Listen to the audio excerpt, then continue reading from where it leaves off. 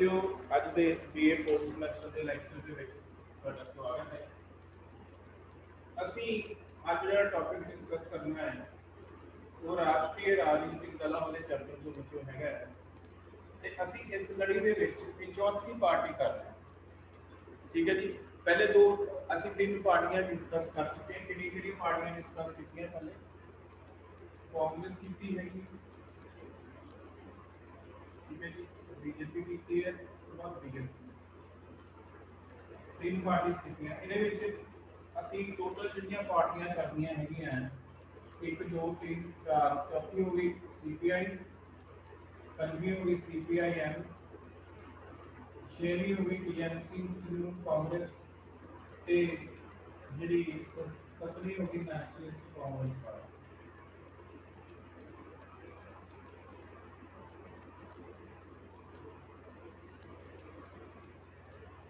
ठीक है, एक होर पार्टी है जिन्होंने राष्ट्रीय राजनीतिक दल का जो दर्जा मिला है वो हैगी है एनपीपी, नेशनल पीपल्स पार्टी। ये मिजोरम के विच हैगी है, मेघालय के विच हैगी, नॉर्थ ईस्ट की पार्टी है। तो ये लोक सभा के स्पीकर होंगे सीगे पीएम संगमा, उन्होंने पार्टी है। इस वे उन्होंने जी डॉटर है, उन्होंने जी पुत्री है, इस पार्टी में जोड़ा है चला। ठीक है जी, हुण अज के टॉपिक पे आइए। अज जी पार्टी डिस्कस करनी है वो हैगी है कम्युनिस्ट पार्टी ऑफ इंडिया। ठीक है जी, ये यूनिट 1 चैप्टर 2 की चौथी पार्टी जी असीं डिस्कस कर रहे हैं। हुण कम्युनिस्ट पार्टी ऑफ इंडिया जिसका नाम है समाजवादी पार्टी। ठीक है, मैं तुहानूं दस रहा सीगा, सॉरी मैं तुहानूं ये दसना चाहना है कि लेफ्टिस्ट आइडियोलॉजी की लेफ्टिस्ट जी आइडियोलॉजी है वो की होती है, राइटिस्ट आइडियोलॉजी की होती है, राइटिस्ट विचारधारा की होती है। ਹੁਣ ਭਾਰਤ ਦੇ ਵਿੱਚ ਅਗਰ ਅਸੀਂ ਗੱਲ ਕਰੀਏ ਜਿੱਦਾਂ ਬੀਜੇਪੀ ਹੈ ਉਹ ਰਾਈਟਿਸਟ ਆਈਡੀਓਲੋਜੀ ਨੂੰ ਮਤਲਬ ਫੋਲੋ ਕਰਦੀ ਹੈ, ਉਹਦੀ ਜਿਹੜੀ ਵਿਚਾਰਧਾਰਾ ਉਹ ਰਾਈਟਿਸਟ ਹੈ, ਰਾਈਟ ਟੂ ਸੈਂਟਰ ਹੈ। ਠੀਕ ਹੈ, ਜੇ ਕਾਂਗਰਸ ਦੀ ਆਪਾਂ ਗੱਲ ਕਰੀਏ, ਜੇ ਕਾਂਗਰਸ ਦੀ ਗੱਲ ਕਰੀਏ ਤੇ ਕਾਂਗਰਸ ਜਿਹੜੀ ਹੈ ਨਾ ਰਾਈਟ ਟੂ ਸੈਂਟਰ ਹੈ ਨਾਲ ਲੈਫਟ ਹੈ, ਮਿਡਲ ਕਹਿ ਸਕਦੇ। ਹੁਣ ਜਿਹੜੀਆਂ ਪਾਰਟੀਆਂ अति राष्ट्रवाद जिन्होंने एक्सट्रीम नैशनलिज्म कहते हैं उसके विश्वास रखती है। ठीक है जी, उन्होंने असी राइटिस्ट पार्टी कहते हैं, राइटिस्ट कहते हैं। हुण लैफ्टिस्ट जिहड़ियां पार्टीज लिखियां, लैफ्ट की अपनी जगह भारत के जिहड़ी लैफ्टिस्ट विचारधारा वाली पार्टियां किहड़ियां किहड़ियां भारत पहले तुहानूं पता होना, सीपीआई हैगी, एक सीपीएम हैगी, एक फॉरवर्ड ब्लॉक हैगी, एक रेवोल्यूशनरी पार्टी है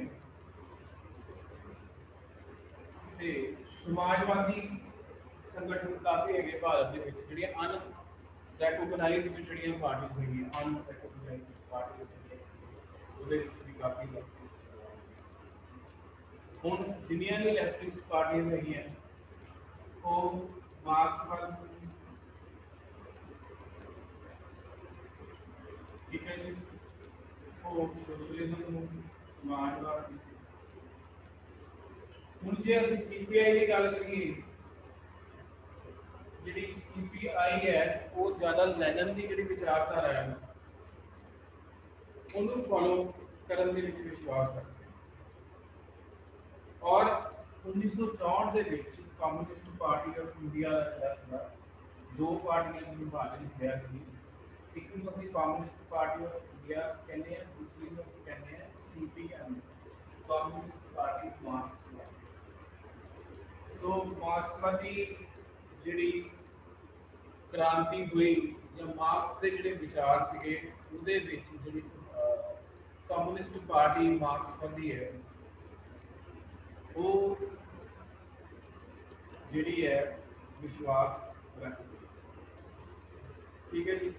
हुण अगर इस पार्टी की असीं गल करिए या इस पार्टी के इतिहास की गल करिए या असीं हिस्टरी की गल करिए, ठीक है जी। हुण आपां इस पार्टी का इतिहास जिहड़ा है उहदे उत्ते थोड़ा जिहा तुहानूं ਉਹਦੇ ਬਾਰੇ ਦੱਸੂਗਾ ਜਾਂ ਉਹਦੇ ਬਾਰੇ ਜਾਣਨਾ ਚਾਹੂੰਗਾ। और हिस्ट्री की गल जे कर, ठीक है, ਇਹਦੇ इतिहास की गल ਉਹਦੇ ਵਿੱਚ 1917 ਦੇ ਵਿੱਚ ਕੀ ਹੋਇਆ ਸੀ, सोवियत यूनियन के विरुद्ध, सोवियत यूनियन के विरुद्ध रशियन रेवोल्यूशन,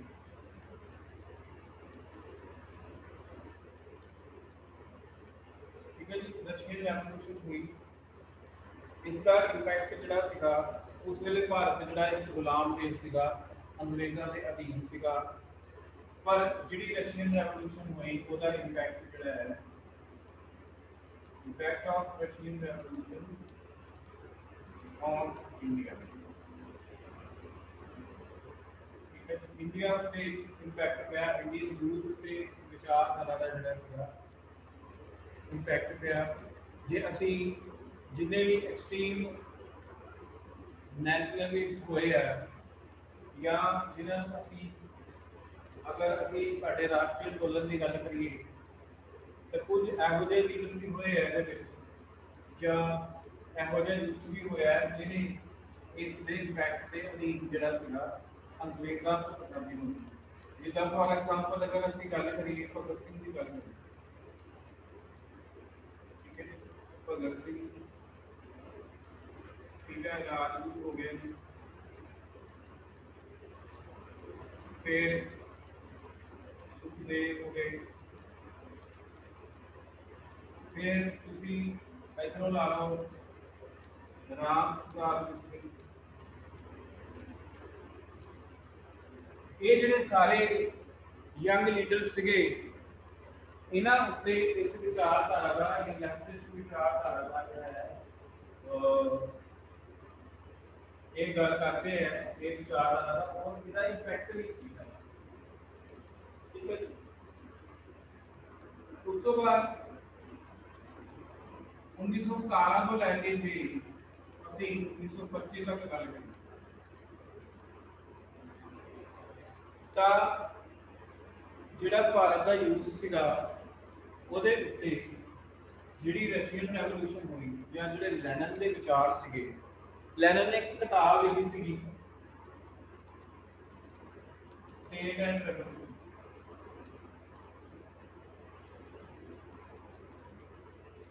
जे तुसी बच्चों एक फिल्म आई थी भगत सिंह उत्ते the legend of Bhagat Singh, जिहदे विच अजय देवगन सीगा, राजकुमार संतोषी द्वारा जिहड़ा निर्मित ये पिक्चर सीगी। इहदे विच भगत सिंह दा जिहड़ा किरदार सीगा वो अजय देवगन ने निभाया ते उहदे विच ये दिखाया है जदों भगत सिंह नूं फांसी होण वाली हुंदी है ते भगत सिंह जिहड़ा है जिहड़ा जेलर हुंदा है वो कहता है कि मैं लेनन की जिहड़ी किताब है स्टेट एंड रेवोल्यूशन ये पढ़ता पिया है तो मैनूं ये कंप्लीट करन दिओ ते उस तो बाद जिहड़ा है मैनूं लैके दो।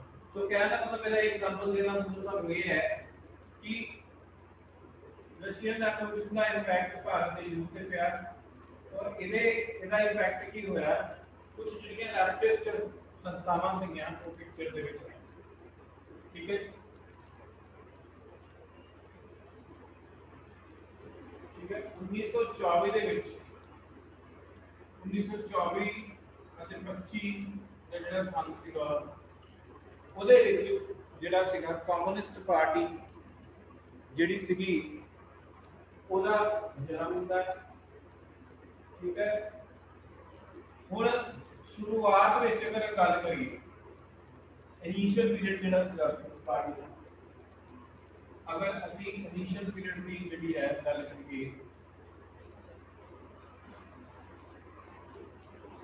इनिशियल पीरियड की अगर असीं गल करिए when this party was formed, ठीक है, कुछ किताबों के विच पार्टी के जन्म के संबंध के विच कुछ किताबां 1924 का जिक्र करती हैं, कुछ किताबां जिहड़ा ये कहंदियां हैं कि दिसंबर 1925 के विच इस पार्टी का जिहड़ा जन्म हुंदा है। इनिशियल पीरियड के which this party wanted to liberate India through violent means. Through violent means. Violent mean ਦੇ ਨਾਲ ਭਾਰਤ ਨੂੰ ਆਜ਼ਾਦ ਕਰਾਉਣ ਦੇ ਫੇਵਰ ਦੇ ਵਿੱਚ ਸੀਗੀ ਇਹ ਪਾਰਟੀ, ਉਹਦੇ ਸਮਰਥਨ ਦੇ ਵਿੱਚ ਸੀਗੀ ਪਾਰਟੀ। तो इस करके अंग्रेज़ों ने ਜਿਹੜਾ ਸੀਗਾ, अगर कांग्रेस तो बाद किसी पुरानी पार्टी की गल करिए, अगर पार्टी के रूप में गल करिए तो कम्यूनिस्ट पार्टी ऑफ इंडिया, भारतीय कम्यूनिस्ट पार्टी जिहड़ी है वो सब नालों पुरानी पार्टी, मतलब कांग्रेस तो बाद कांग्रेस का जन्म होया 1885 के दिसंबर के पर जिहड़ी समाजवादी पार्टी सी उसका जन्म होया है 1925 के। ठीक है जी।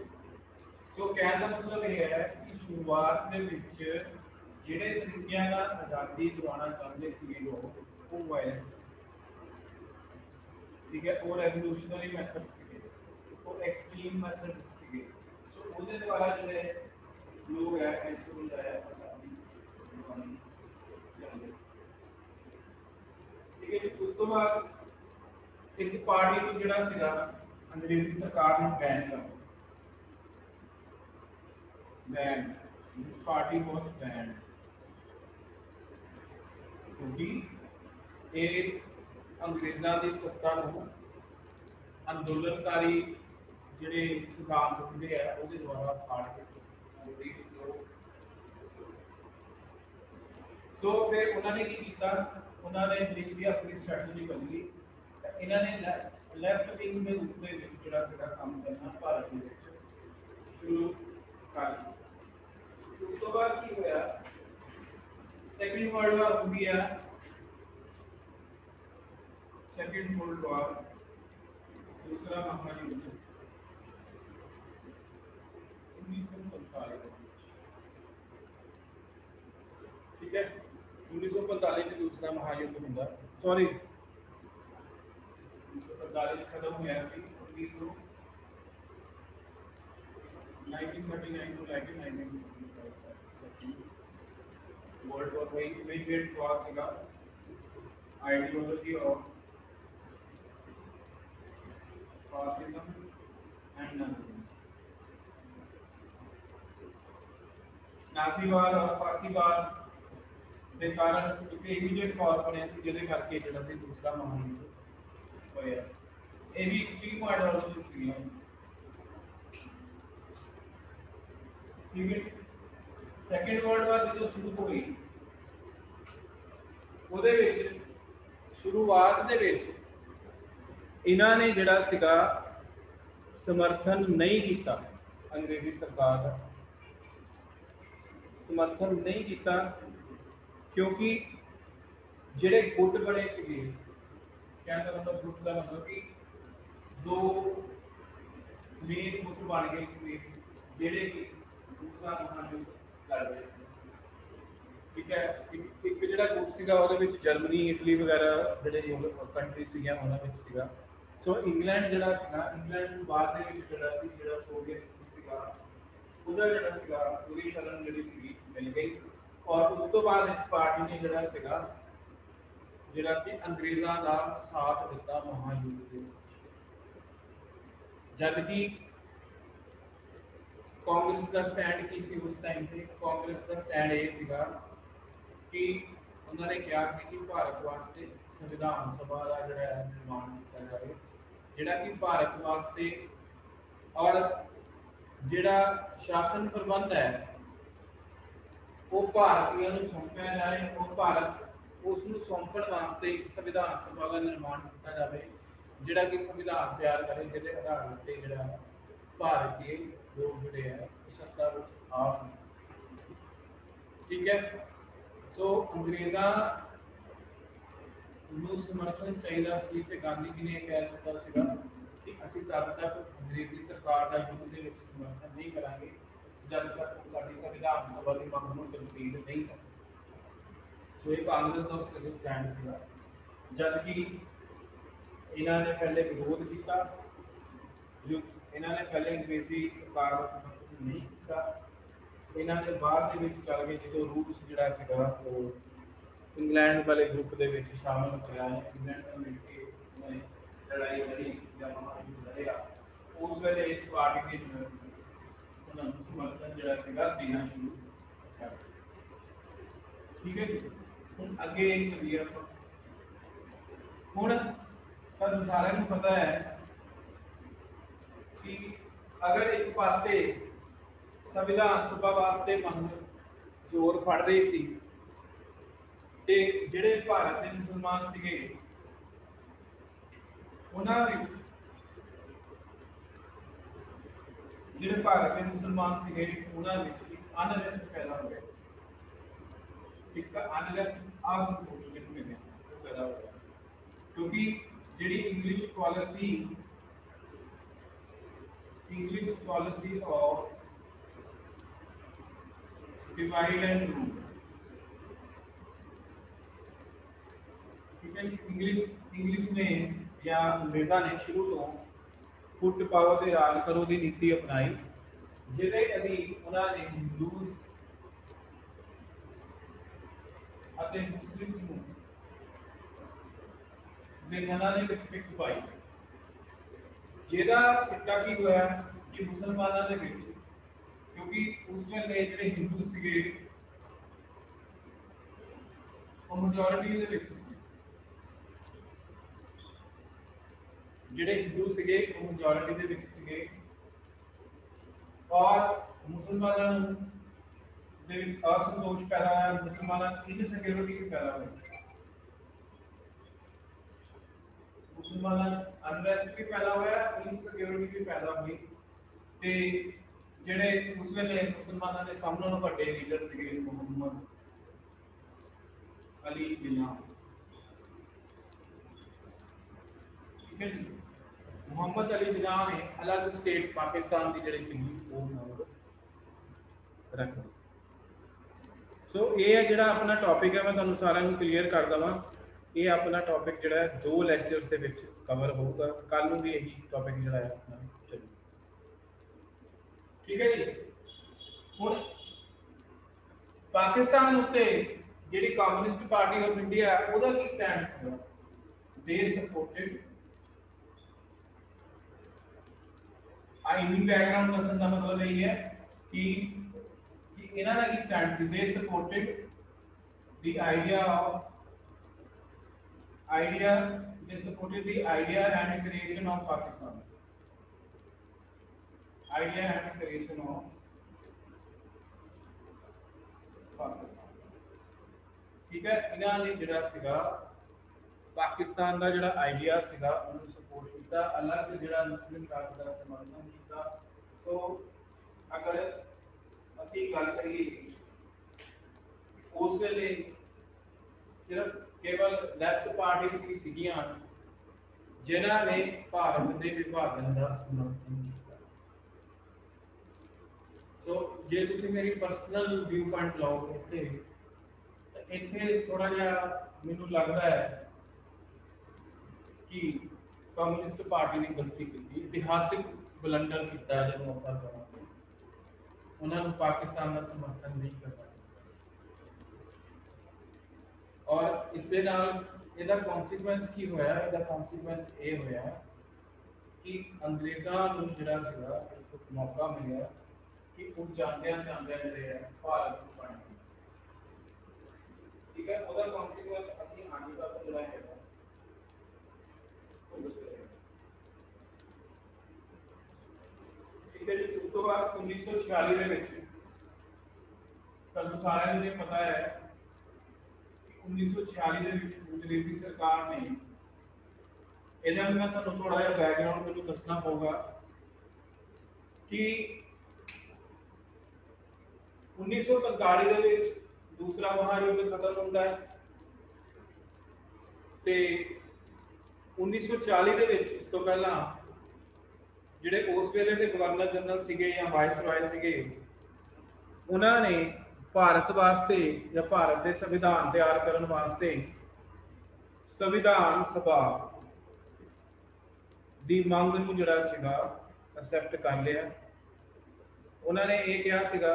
ਉਸ ਤੋਂ ਬਾਅਦ ਜਿਹੜਾ 1945 ਦੇ ਵਿੱਚ ਇੰਗਲੈਂਡ ਦੇ ਵਿੱਚ ਇਲੈਕਸ਼ਨ ਹੁੰਦੇ ਆ ਤੇ ਲੇਬਰ ਪਾਰਟੀ ਜਿਹੜੀ ਹੈ ਇਲੈਕਸ਼ਨ ਲੇਬਰ ਪਾਰਟੀ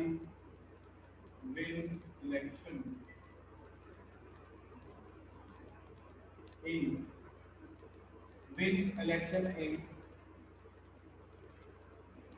ਇੰਗਲੈਂਡ। ਠੀਕ ਹੈ, ਉਹਨਾਂ ਨੇ ਆਪਣੇ ਘੋਸ਼ਣਾ ਪੱਤਰ ਦੇ ਵਿੱਚ ਵੀ ਜਿਹੜਾ ਹੈ ਵਾਅਦਾ ਕੀਤਾ ਸੀ ਕਿ ਅਗਰ ਅਸੀਂ ਸੱਤਾ ਵਿੱਚ ਆਵਾਂਗੇ ਤਾਂ ਅਸੀਂ ਜੁਲਾਈ 1947 ਤੱਕ ਭਾਰਤ ਨੂੰ ਉਹ ਸੁਤੰਤਰਤਾ ਦੇ ਦੇਵਾਂਗੇ ਜਾਂ ਅਸੀਂ ਭਾਰਤ ਛੱਡ ਕੇ ਚਲੇ ਜਾਓ। ਇਸ ਮੰਤਵ ਦੀ ਪੂਰਤੀ ਵਾਸਤੇ ਉਹਨਾਂ ਨੇ 1946 ਦੇ ਵਿੱਚ ਕੈਬਨਿਟ ਕਮਿਸ਼ਨ नाम का कमीशन भेजा भारत ने और उसने एक योजना दी कि जिहदे आधार पर संविधान सभा बनी और उसके आधार से ही जिहड़ा कैबिनेट कमीशन योजना के आधार पे इलेक्शन होए संविधान सभा के और उन्हां इलेक्शनां दे विच दो जिहड़ियां प्रमुख उस वेले दल सीगे क्योंकि ये इलेक्शन जिहड़ा सीगा ਉਹ कम्यूनल लाइन से होया कम्यूनल लाइन से होया इलेक्शन कम्यूनल लाइन से होया। ठीक है, मतलब कम्युनिटी के बेस पे होया कि जेड़ी जगह पे हिंदू पॉपुलेशन ज़्यादा सी उत्थों जिहड़ा है हिंदुआं ने इलेक्शन लड़िया क्योंकि ज़्यादा सीटां हिंदुआं ने जित्तियां। ठीक है जी, जिथे जिथे मुस्लिम पॉपुलेशन सी उत्थे मुस्लिम कैंडिडेट्स खड़े किए गए और जिथे जिथे बाकी कम्युनिटीज़ की पॉपुलेशन सी उत्थे उन्होंने जिहड़े कैंडिडेट्स ने सो इहदे विच जिहड़ी कांग्रेस पार्टी सी जेतू करार होई और जिहड़ी उस वेले जिहड़ी कम्युनिस्ट पार्टी ऑफ इंडिया सी उन्होंने कोई बहुत ज़्यादा सक्सेस नहीं हुई। हुण अगर स्वतंत्रता प्राप्ति के बाद आ जाइए हुण 15 अगस्त 1947 ਨੂੰ ਭਾਰਤ ਜਿਹੜਾ ਸੀ ਆਜ਼ਾਦ ਹੋ ਗਿਆ। 26 जनवरी 1950 ਨੂੰ ਭਾਰਤ ਨੂੰ ਗਣਤੰਤਰ ਘੋਸ਼ਿਤ ਕੀਤਾ ਗਿਆ और 1952 ਦੇ ਵਿੱਚ ਜਿਹੜਾ ਸੀਗਾ ਪਹਿਲੀਆਂ ਚੋਣਾਂ ਹੋਈਆਂ ਪਹਿਲੇ ਜਨਰਲ ਇਲੈਕਸ਼ਨ ਹੋਏ ਜਿਹਦੇ ਵਿੱਚ ਕਾਂਗਰਸ ਪਾਰਟੀ ਦੀ ਜਿਹੜੀ ਹੈ ਸਰਕਾਰ ਬਣੀ और इस पार्टी ने ਜਿਹੜਾ ਸੀਗਾ स्वतंत्रता प्राप्ति ਤੋਂ ਬਾਅਦ ਜਿਹੜੇ ਇਹ ਵਾਇਲੈਂਟ ਮੈਥਡਸ ਦੇ ਵਿੱਚ ਬਿਲੀਵ ਕਰਦੇ ਸੀਗੇ ਜਾਂ ਰੈਵੋਲੂਸ਼ਨਰੀ ਮੈਥਡਸ ਨੂੰ ਬਿਲੀਵ ਕਰਦੇ ਸੀਗੇ ਇਹਨਾਂ ਨੇ ਜਿਹੜੀ ਆਪਣੀ ਪਾਲਿਸੀ ਹੈ ਉਹਨੂੰ ਚੇਂਜ ਕੀਤਾ ਉਸ ਨੂੰ ਚੇਂਜ ਕੀਤਾ ਅਤੇ ਸੋਸ਼ਲ ਚੇਂਜ ਜਦੋਂ ਆਉਂਦਾ ਹੈ ਕਹਿੰਦੇ ਸਮਾਜਿਕ ਪਰਿਵਰਤਨ ਜਦੋਂ ਆਉਂਦਾ ਹੈ ਉਹਦੇ ਵਿੱਚ ਜਿਹੜਾ ਸਮਾਜਿਕ ਪਰਿਵਰਤਨ ਹੈ ਉਹ ਇਹਦੇ ਦੁਆਰਾ ਨਹੀਂ ਹੋਊਗਾ ਵਾਇਲੈਂਸ ਦੁਆਰਾ ਨਹੀਂ ਹੋਊਗਾ मतलब इन्होंने दुबारा जिला अपनी विचारधारा के परिवर्तन करदे होने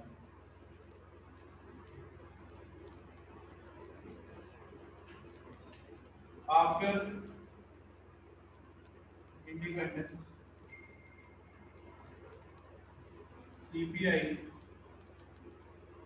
changed its policy of violent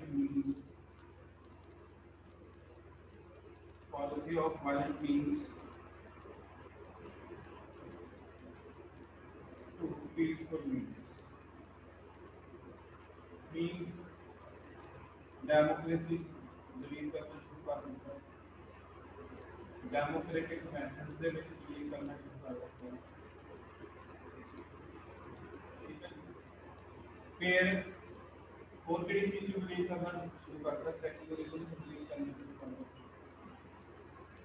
मैंने ਇਹਨਾਂ ਨੂੰ ਤਾਂ ਐਕਸਪਲੇਨ ਕਰਨ ਦੀ ਲੋੜ ਨਹੀਂ ਹੈ ਕਿਉਂਕਿ ਇਹ ਤੁਹਾਨੂੰ ਪਤਾ ਹੀ ਹੈ ਕਿਉਂਕਿ ਸਾਰੀਆਂ ਪਾਰਟੀਆਂ ਭਾਰਤ ਦੇ ਵਿੱਚ ਲੋਕਤੰਤਰ ਚ ਵੀ ਬਿਲੀਵ ਕਰਦੀਆਂ ਡੈਮੋਕ੍ਰੈਟਿਕ ਮੈਥਡਸ ਵੀ ਬਿਲੀਵ ਕਰਦੀਆਂ ਸੈਕੂਲਰਿਜ਼ਮ ਚ ਜਿਹਨੂੰ ਆਪਾਂ ਆਪਣੇ ਧਰਮ ਨਾਲ ਪੇਸ਼ਤਾ ਕਹਿੰਦੇ ਉਹਦੇ ਵਿੱਚ ਵੀ ਬਿਲੀਵ ਕਰਦੀਆਂ ठीक है। पर ये अगर एक गल असं जोड़ लीए सोशलिज्म के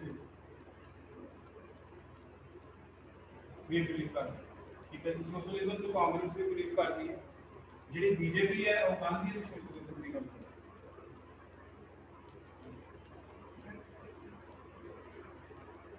गल ही करनी है सारिया। अगर प्रैक्टिकली देखिए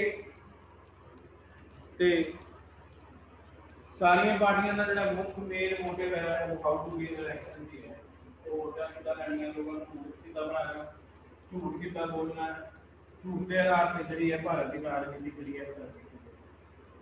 तुम सारे पता है कि कोविड का टाइम चलता पाया है, कोविड के टाइम के भी जी है राजनीति जी है वो चली जाती, वो खत्म नहीं होता है। ठीक है जी। उस तो बाद इस पार्टी ने जरा सीगा 52 ਤੋਂ ਲੈ ਕੇ अगर ਹੁਣ तक गल करिए 52 ਤੋਂ ਲੈ ਕੇ 1967 तक गल करिए ये पार्टी दियां सीटां जिहड़ियां सी घटदियां वधदियां रहियां, जिहदी पॉपुलैरिटी जिहड़ी सी कल घटदी वधदी गई, पर भारतीय राजनीति दे विच इहदा काफ़ी इस पार्टी का काफ़ी जिहड़ा प्रभाव सी। अगर हुण गल करिए लास्ट दो इलैक्शन की गल करिए 14 ते 19 14 ਦੇ ਵਿੱਚ ਇਸ ਪਾਰਟੀ ਨੂੰ ਸਿਰਫ ਇੱਕ ਸੀਟ ਮਿਲੀ ਲੋਕ ਸਭਾ ਤੇ 19 ਦੇ ਵਿੱਚ ਦੋ ਸੀਟਾਂ ਮਿਲੀਆਂ। ਸੋ अगर ਅਸੀਂ 1952 ਤੋਂ ਲੈ ਕੇ ਹੁਣ ਤੱਕ ਗੱਲ ਕਰੀਏ ਬਰੀਫਲੀ ਇਹਦੀ ਪਰਫਾਰਮੈਂਸ ਦੀ, ਇਲੈਕਟੋਰਲ ਪਰਫਾਰਮੈਂਸ ਦੀ, ਤਾਂ ਇਹਦੀ ਜਿਹੜੀ ਪਰਫਾਰਮੈਂਸ ਹੈ ਉਹਦੇ ਵਿੱਚ ਜਿਹੜੀ ਹੈ ਭਾਰੀ ਗਿਰਾਵਟ ਆਈ ਹੈ। ਠੀਕ ਹੈ। ਵੋਟ ਸ਼ੇਅਰ ਦੇ ਵਿੱਚ ਵੀ ਜਿਹੜੀ ਹੈ ਭਾਰੀ ਗਿਰਾਵਟ ਆਈ ਹੈ। वोट शेयर अगर अज की गल करिए तो वोट शेयर जोड़ा है सिर्फ जितना नहीं होया, जो वोट शेयर था लास्ट जो इलैक्शन के 0.8%, मतलब 543 जो सिर्फ इधर भी 543। ठीक है। अगर असं अंदाजन लाइए तो 10%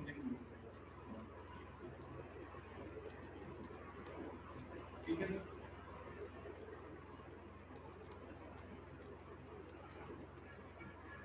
हम पार्टी सिंपल की है, पार्टी सिंपल मैं तुहानू जिहड़ा है अपने जिहड़ा है लैपटॉप है उहदे ते तुहानू दिखाना कि इन्हां दा पार्टी जिहड़ा सिंबल है।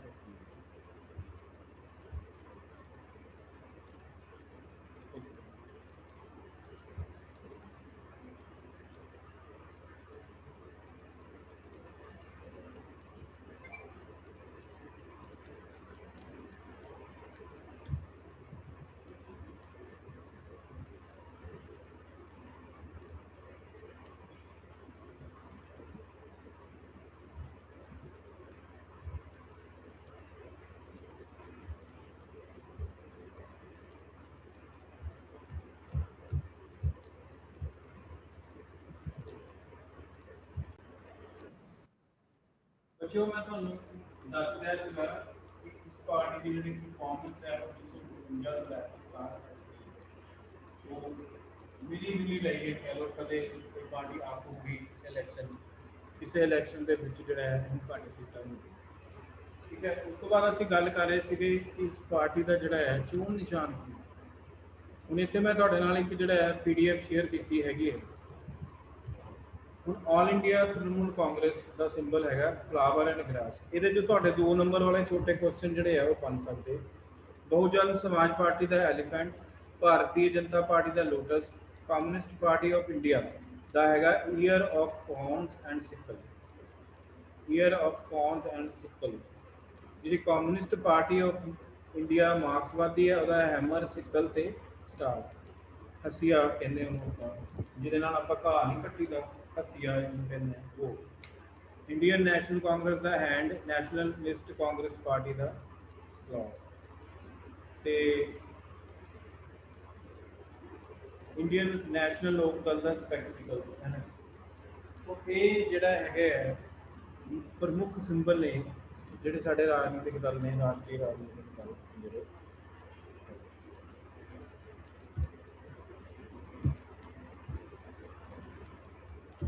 ठीक है जी, इत्थे तक ਆਪਾਂ डिस्कस कर लिया।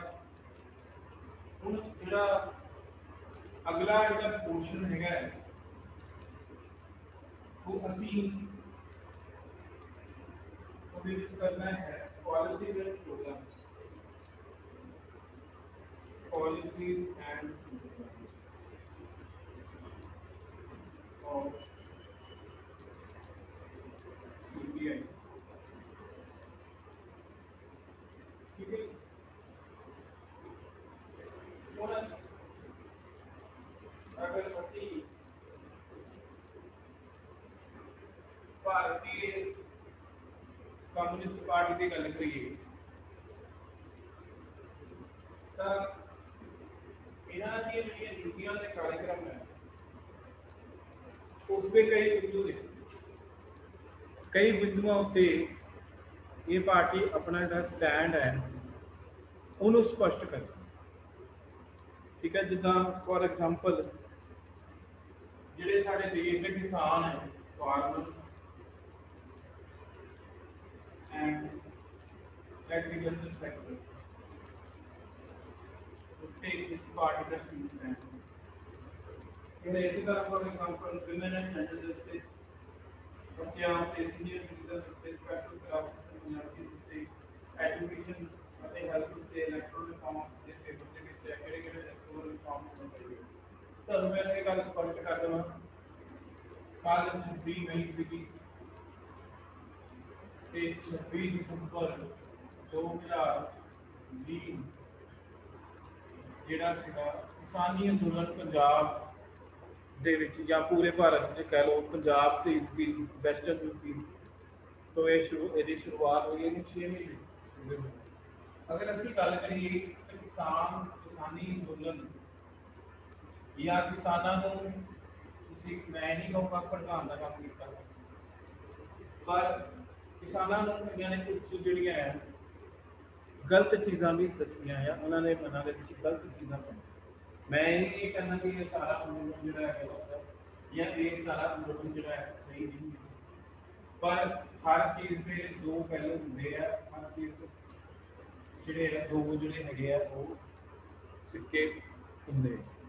ਸੋ ਇਸ ਕਰਕੇ ਅਸੀਂ ਇਹ ਕਹਿ ਸਕਦੇ ਹਾਂ ਕਿ ਫਾਰਮਰਸ ਦੇ ਮਸਲੇ ਉੱਤੇ ਜਾਂ ਐਗਰੀਕਲਚਰ ਸੈਕਟਰ ਦੇ ਉੱਤੇ ਇਹਨਾਂ ਦੀ ਨੀਤੀ ਬੜੀ ਸਪਸ਼ਟ ਹੈ। ਕੀ ਕਹਿੰਦੇ स्वामीनाथन कमीशन ਦੀਆਂ ਸਿਫਾਰਸ਼ਾਂ ਨੂੰ ਲਾਗੂ ਕਰਨਾ, ਕਿਸਾਨਾਂ ਨੂੰ ਫਸਲਾਂ ਦੀ ਸੁਰੱਖਿਆ ਪ੍ਰਦਾਨ ਕਰਨਾ, ਸਾਰੇ ਕਿਸਾਨਾਂ ਲਈ ਵਿਆਪਕ ਕਰਜ਼ਾ ਮਾਫੀ ਯੋਜਨਾ ਨੂੰ ਲਾਗੂ ਕਰਨਾ, ਕਿਸਾਨਾਂ ਨੂੰ ਵਿਆਪਕ ਸਮਾਜਿਕ ਸੁਰੱਖਿਆ ਪ੍ਰਦਾਨ ਕਰਨਾ, खेती क्षेत्र में केंद्र ਅਤੇ ਰਾਜਾਂ ਵਿੱਚ ਵੱਖਰਾ ਬਜਟ ਪ੍ਰਸਤੁਤ ਕਰਨਾ। ਵੱਖਰਾ ਬਜਟ ਜਿਹੜਾ ਹੈ ਉਹਨੂੰ ਪ੍ਰਸਤੁਤ ਕਰਨ ਦੀ ਜਿਹੜੀ ਹੈ ਇਹ ਜਿਹੜੇ ਹੈਗੇ ਗੱਲ ਕਰਦੇ। ਠੀਕ ਹੈ ਜੀ, ठीक है। ਹੁਣ ਇਹ ਜਿਹੜਾ ਅਗਲਾ ਬਿੰਦੂ ਹੈ ਜਿਹਦੇ ਉੱਤੇ ਆਪਣੀ ਜਿਹੜੀ ਨੀਤੀ ਹੈ ਉਹਨੂੰ ਸਪਸ਼ਟ ਕਰਦੇ ਆ ਉਹ ਹੈਗੀ ਹੈ ਯੁਵਕ ਅਤੇ ਬੇਰੋਜ਼ਗਾਰ। ਸੰਵਿਧਾਨ ਵਿੱਚ ਸੋਧ ਕਰਨ ਦਾ ਕੰਮ ਤੇ ਅਧਿਕਾਰ ਨੂੰ ਮੌਲਿਕ ਅਧਿਕਾਰਾਂ ਵਿੱਚ ਸ਼ਾਮਿਲ ਹੈ। ਠੀਕ ਹੈ ਜੀ, ਕੰਮ ਕਰਨ ਦੇ ਅਧਿਕਾਰ ਨੂੰ ਜਿਹੜਾ ਹੈ ਇੱਕ ਇਕਨੋਮਿਕ ਰਾਈਟ ਹੈ, ਇਹਨੂੰ ਫੰਡਾਮੈਂਟਲ ਰਾਈਟ ਨਾਮ ਦੇ फेवर के जोड़ा है ये पार्टी है। फिर हर परिवार को नरेगा अंतर्गत यूनिट ऑफ 200 दिनों का रोजगार प्रदान है। तो जी मौजूदा सरकार है भारतीय जनता पार्टी की या इस तो पहला जो मनमोहन सिंह की सरकार 10 साल रही, पहले नरेगा के जोड़ा है 150 दिन का जोड़ा है काम सुनिश्चित किया। पहले 100 दिनों किया गया, फिर इन्होंने बढ़ा के 150 दिन किया गया। 200 दिनों का जो रोजगार प्रदान करना जो टीचा सारे राजनीतिक दल जो है मनरेगा सारे भगत सिंह राष्ट्रीय रोजगार गारंटी योजना। तो मैं तुम पहले भी दसिया कि भगत सिंह जी ने जो लेफ्टिस्ट आइडियोलॉजी करते थे, तो इन्होंने नाम के उत्ते रोजगार गारंटी ਕਿਰਤ ਪ੍ਰਧਾਨ ਤਕਨੀਕਾਂ ਦਾ ਪ੍ਰਯੋਗ ਕਰਕੇ ਬੇਰੁਜ਼ਗਾਰੀ ਨੂੰ ਸਕਿੱਲ ਡਿਵੈਲਪਮੈਂਟ ਨਹੀਂ ਕਰਦਾ। ਠੀਕ ਹੈ, ਇਹ ਇਸ ਦਿਸ਼ਾ ਦੇ ਵਿੱਚ ਜਿਹੜੀ ਮੌਜੂਦਾ ਕੇਂਦਰ ਸਰਕਾਰ ਹੈ ਜਾਂ ਇਸ ਤੋਂ ਪਹਿਲਾਂ ਜਿਹੜੀ ਕੇਂਦਰ ਸਰਕਾਰ ਸੀ ਉਹਨੇ ਇਸ ਦਿਸ਼ਾ ਦੇ ਵਿੱਚ ਕਾਫੀ ਕਦਮ ਜਿਹੜੇ ਚੱਕੇ। ਉਸ ਤੋਂ ਬਾਅਦ ਹੈਗਾ ਜੀ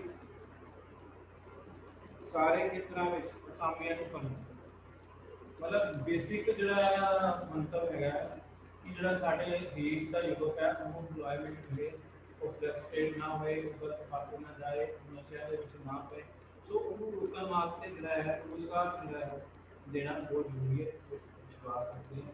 ਸੋ ਅੱਜ ਦਾ ਮੈਂ ਲੈਕਚਰ ਜਿਹੜਾ ਹੈ ਇੱਥੇ ਹੀ ਖਤਮ ਕਰਦਾ ਤੇ ਬਾਕੀ ਦੇ ਪੁਆਇੰਟਸ ਜਿਹੜੇ ਹੈ ਸੋ ਕੱਲ ਨੂੰ ਜਿਹੜਾ ਹੈ ਡਿਸਕਸ ਕਰਾਂਗੇ।